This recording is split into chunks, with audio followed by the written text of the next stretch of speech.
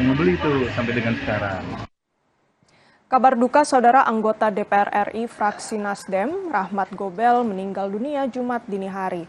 Keluarga dan kerabat silih berganti datang ke rumah duka untuk menyampaikan duka cita atas kepergian Rahmat Gobel. Jumat pagi nampak sejumlah tokoh dan kerabat berdatangan ke kediaman Rahmat Gobel di wilayah Jakarta Selatan. Ucapan duka cita dan bela sungkawa disampaikan ke pihak keluarga atas meninggalnya anggota DPR RI fraksi Nasdem Rahmat Gobel. Semasa hidup, almarhum dikenal sebagai pengusaha sukses yang baik dan dermawan. Keluarga bilang masih berbincang dengan almarhum pada Kamis malam sebelum akhirnya almarhum mengalami sesak nafas dan meninggal dunia.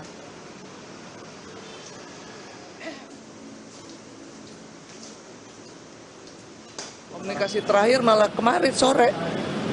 Jadi siangnya jam 2 makan sama saya, masih makan bersama-sama dengan teman-teman anggota dewan. Terus sudah gitu saya ada acara partai dulu dan ketemu dengan teman-teman. Tiba-tiba ditelepon, loh kok nggak ada di acara, kemana, kata Pak Rahmat. Saya ketemu orang dulu Pak Rahmat gitu, ketemu teman-teman gitu. Nah itu dia di situ. Jadi saya masih ingat jam 16.10, jam 10 pun masih ngobrol dengan keluarga. Jam 12 lah baru tiba-tiba tangannya dingin dan napasnya sesak. Pelayat berdatangan ke rumah duka Rahmat Gobel sejak Jumat dini hari. Almarhum diketahui meninggal dunia pada Jumat sekitar pukul 3 dini hari dalam usia 63 tahun. Selain sebagai pengusaha, Rahmat saat ini juga dikenal sebagai anggota DPR fraksi Nasdem. Sebelumnya, ia juga pernah duduk sebagai wakil ketua DPR RI.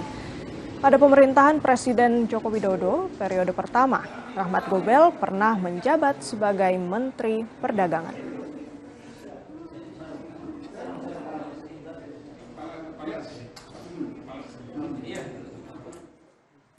Usai jeda saudara Sapa Indonesia Siang akan kembali.